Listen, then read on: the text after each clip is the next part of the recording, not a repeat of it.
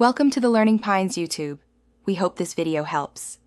You're starting by turning on Apple Intelligence and granting the app camera and photo permissions so it can analyze visuals. Once enabled, open Messages or Notes to begin an emoji creation session. These apps pass context to the intelligence models. You'll import or capture 1 to 3 reference images.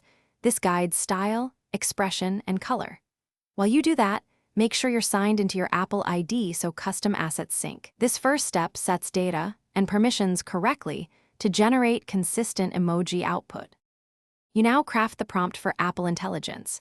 Say the exact shape, mood, color palette, and detail level you want because specificity yields predictable results.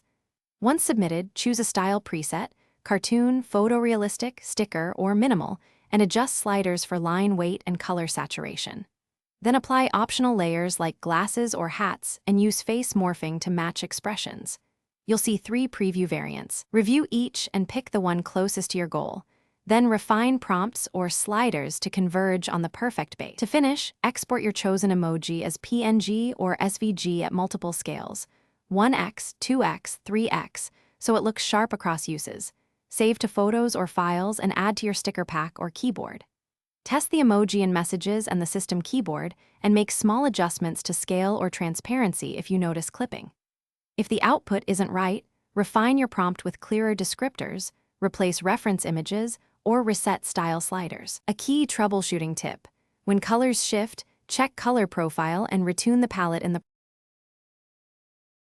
Thanks for watching. Consider subscribing if we helped you.